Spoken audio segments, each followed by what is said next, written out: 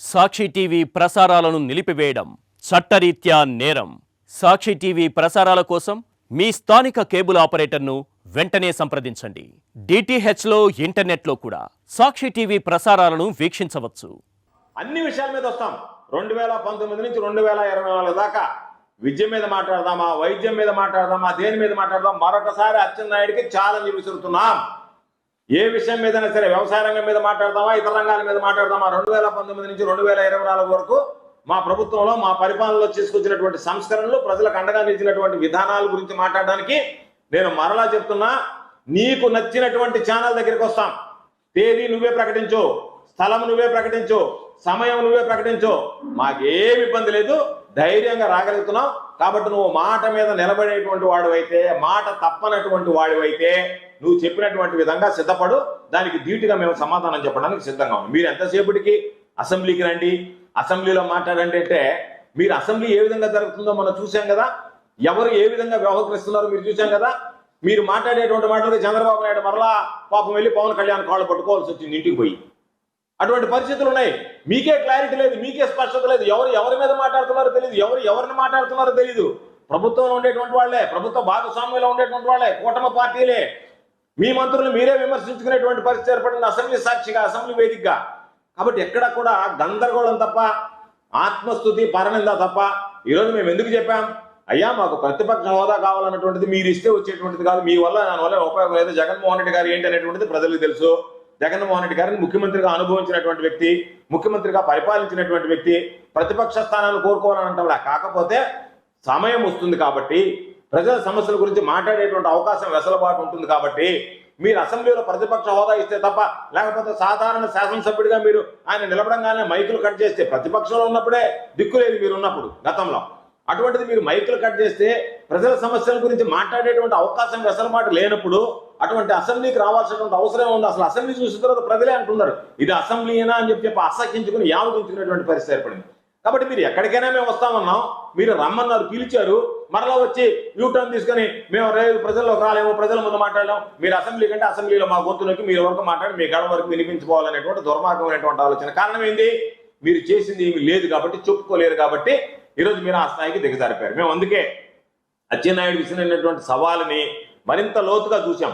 మనం ఈయన చెప్పినటువంటి అన్ని విధాల మీద మనం మాట్లాడగలం అనేటువంటి నిర్ణయానికి వచ్చిన తర్వాత మేము మీకేం చెప్పాం, ఎప్పుడైనా సరే ప్రభుత్వం సిద్ధంగా ఉంది కాబట్టి సమయము, తేదీ, ఛానల్, వేదిక అన్ని మీరే ఖరారు చేయండి అని చెప్పాం.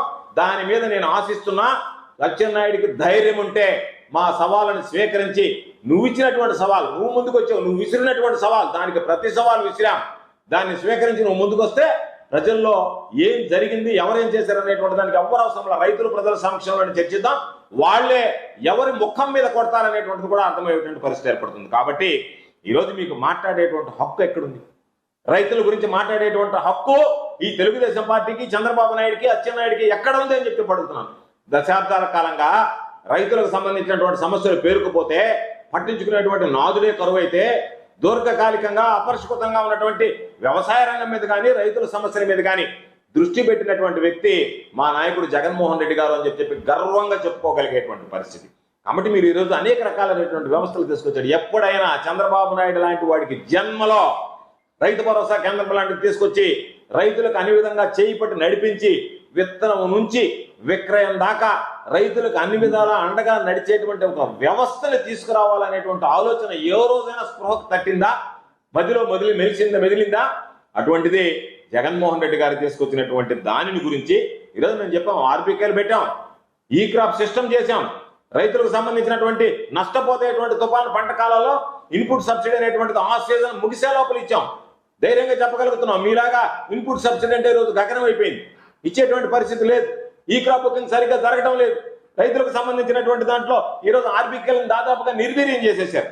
కాబట్టి వీటన్నింటినీ కూడా జగన్మోహన్ రెడ్డి గారు రైతులకు అండగా నిలవాల్సినటువంటి ఉద్దేశంతో తీసుకొచ్చినటువంటి కార్యక్రమాలన్నింటినీ కూడా జగన్మోహన్ రెడ్డి గారికి ఎక్కడ మంచి పేరు వస్తుందోనని ఒక పథకం ప్రకారం మీరు వాటిని పూర్తిగా నిర్వీర్యం చేసినటువంటి పరిస్థితి. ఇప్పుడు మేము చెప్పాం, గతంలో ఏమని చెప్పాం, ఉచిత పంటల బీమా, రైతు ఈ క్రాప్ చేసుకోగానే మీరు పోయి అధికారాన్ని అడగండి. రైతులకు తెలుసు. కొంతమంది రైతులు పాపం ఈరోజు బయట మాట్లాడుతున్నారు, మేము నష్టపోయాము, మేము తెలియదు, మేము కట్టుకోలేకపోయాము, జగన్మోహన్ రెడ్డి గారు లాగానే మాకు కూడా ఉచిత పంటల బీమా వస్తుందని చెప్పి అనుకున్నాం. కాబట్టి ఈ ప్రభుత్వంలో ఉచిత పంటల బీమా ఇచ్చేశారని చెప్పి కనీసం అవగాహన కూడా కల్పించినటువంటి దాఖలాలు లేవు పాపం రైతులు. అటువంటి పరిస్థితుల్లో ఈరోజు ఏదో తుఫాన్ వచ్చింది. ఇప్పుడు దీనికి సంబంధించినటువంటి బీమాకు సంబంధించినటువంటి లెక్కలు చూస్తే 19 లక్షల మంది ఉన్నారు. ఆ 19 లక్షల మంది ఎవరు? పాపం బ్యాంకులో లోన్లు తీసుకుంటే బ్యాంకు విధి విధానాల ప్రకారం ఖచ్చితంగా వాళ్ళు దానికి సంబంధించినటువంటి లోనికి ఇన్సూరెన్స్ చేయించుకుంటారు. కాబట్టి ఆ 19 లక్షల మంది ఉన్నారు. మిగతా రైతుల సంగతి ఏంటి? మీరు అసలు ఏమాత్రం సిగ్గు ఎగ్గు లేకుండా మాట్లాడుతున్నారంటే, అసలు మానవత్వాన్ని మరిచిపోయి మాట్లాడుతున్నారంటే, ఇంతకన్నా దారుణమైనటువంటి పరిస్థితులు.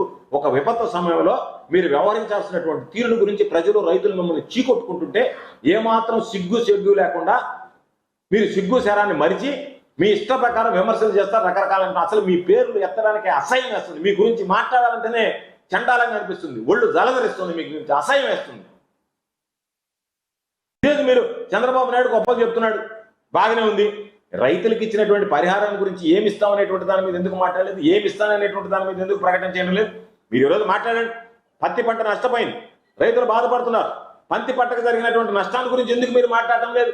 వేరుశనగ రైతులు నష్టపోయారు, బాధపడుతున్నారు. వేరుశనగ పంట నష్టాల గురించి ఎందుకు చంద్రబాబు నాయుడు మాట్లాడటం లేదు? ఏ పంటల గురించైనా నష్టపోయినటువంటి పంటల గురించి చంద్రబాబు నాయుడు మాట్లాడకుండా అంతా బాగుంది, మేము కష్టపడ్డాము, మేము పనిచేసామని కాదు కదా, ఏదో ముక్తాయింపించి వెళ్ళడం కాదు కదా. ఏ పంట ఏ రైతులు నష్టపోయారో, ఏ వర్గానికి నష్టం వాటిల్లింది, దానికి సంబంధించి ఏం చర్యలు తీసుకున్నామో. ఈరోజు తుఫాను వెలిసి 4 రోజులు అవుతున్నా కనీసం దాని గురించి పట్టించుకోకుండా, దాని గురించి మాట్లాడుకోకుండా మేమేదో రైతులకు అండగా నిలవాలనేటువంటి ఆలోచన చేస్తే దాన్ని మీరు విమర్శించేటువంటి విధంగా మాట్లాడడం సరైనటువంటి పద్ధతి కాదు. ఈ రోజు నిన్న మాట్లాడారు. అసలు మీరు చేసేటువంటిది ప్రభుత్వమేనా? దీన్ని గవర్నెన్స్ అంటారా? నిన్న మాట్లాడాడు ఎవరు? అచ్చెన్నాయుడు మాట్లాడాడు. అచ్చెన్నాయుడు మాట్లాడినటువంటి వాటికి కూడా కొన్నిటికి సమాధానం చెప్పాల్సినటువంటి అవసరం ఉంది కాబట్టి చెప్తున్నాం. ఏమన్నాడు? ఒక ట్వీట్ పెట్టాడు. నిన్న మీడియాతో కూడా మాట్లాడాడు. మిర్చి 11,771 రూపాయల కన్నా కొనుగోలు చేస్తామని ప్రకటించారు. మీరు చెప్పిందే, మీరు చెప్పినటువంటి దాని ప్రకారమే 11,771 రూపాయలు కొనుగోలు చేస్తామని చెప్పి ఎందుకు మీరు కొనలేదయ్యా రైతుల దగ్గర అని అడిగితే మీరు చెప్పినటువంటి సమాధానం ఏంది? ఏందయ్యా 11,780 కొంటమంటారా? బయట 14,000 15,000. అసలు నీకు నోరు ఎట్టొచ్చింది? సాక్షి టీవీ ప్రసారాలను నిలిపివేయడం చట్టరీత్యా నేరం.